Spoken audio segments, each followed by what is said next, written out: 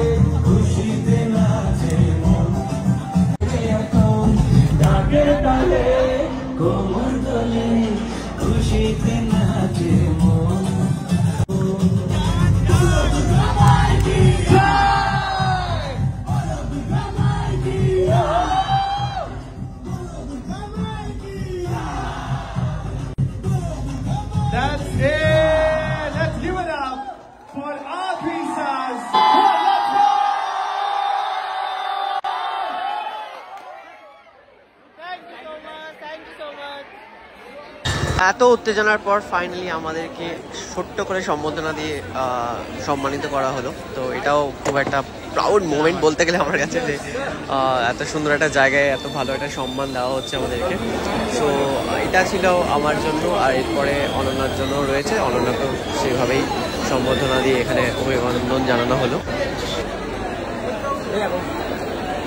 তো কেমন লাগলো রে? কিসে?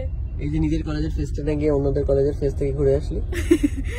নিজের কলেজের ফেস্টে যাইনি, কারণ আমরা তখন বাইরে ছিলাম, আর অন্যের কলেজের ফেস্টে ঘুরতে খুবই মজা। মানে এই কলেজ ভাইবটাই আসলে খুব ভালো লাগে। মানে সে কলেজের ভেতরে ঢোকাটা না, কলেজের বাইরে চায়ের দোকানে বসে থাকার ভাইবটা, সেটা আজকে আমি সবার সাথে মানে অডিয়েন্সের সাথে যখন ইন্টারঅ্যাক্ট করলাম দেখতেই পেলাম কি আমি যেরকম সবাই অ্যাকচুয়ালি মানে সেম ফিলিং আর কি। মানে কলেজে আসা মানে কিন্তু আড্ডা মারাটাই, মানে নট পড়াশোনা। বাইরে চায়ের দোকানে আড্ডা মারলাম, ভেতরে ক্লাসরুমে বসে আড্ডা মারলাম, টিচার না আসলেই ভালো, এরকম একটা ব্যাপার।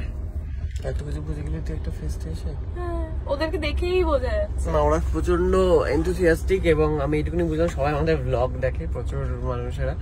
আর এই কলেজে খুব সারপ্রাইজ পড়াশোনা করার মাঝে যে ব্লগটা দেখে, মানে আমরা যখন কলেজে পড়তাম তখন এইসব ব্লগ ছিল না, তো তখন আমরা সিরিয়াল দেখতাম বা সিরিজ দেখতাম। আমিও এটা খুব সারপ্রাইজ কি কলেজে যারা পড়ুয়া তারা মানে এখন তো সিরিয়ালকে সবাই লুক ডাউন করে, বা blogging in fact reels influencers they also look down on this people also.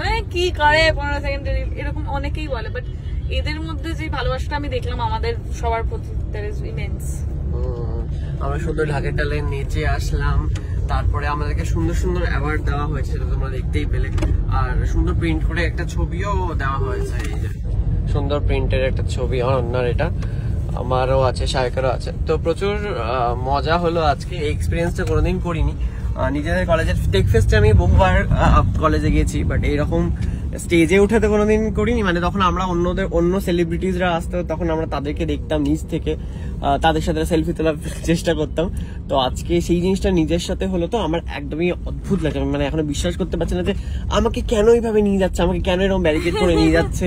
হ্যাঁ, আমার সাথে এত লোকে এত চিনি আমাকে। আমি তো আসার আগে ভয় পাচ্ছিলাম যে আমি আসবো কি আসবো না, হয়তো স্টেজে উঠলাম লোকে বলতে কে কোথার থেকে এসেছে, তো এই ভয়গুলো কাজ করছিল। বাট ফাইনালি যে রেসপন্সটা এখানে দেখলাম সেটা প্রচন্ড ওভারওয়েলমিং, এবং প্রচুর ভালো লাগলো। নিজের কনফিডেন্সটা একটুখানি হলেও বেড়ে গেছে। আমি জীবনে দুটো কলেজেরই ফেস্টে গেছি, this is the second one. এর আগে রায়দিঘিতে গেলাম, তখন আমার এরকম ভয় লাগতো কি আমায় তো ভাই কেউ চিনতে পারবে না, রায়দিঘি কলেজে কে আমাকে চিনবে, আর ওখানে সবার মানে খুব হাইফাই ব্যাপার। বাট আমি যাওয়ার পরে আমি বুঝলাম কি অ্যাকচুয়ালি সত্যি মানুষের চেনে, মানে হাই অনন্যা দি এরকম বলে ডাকছে, মানে ক্যারেক্টার নেম তো অফকোর্স ওটা অনন্যা দি বলেও ডাকছে।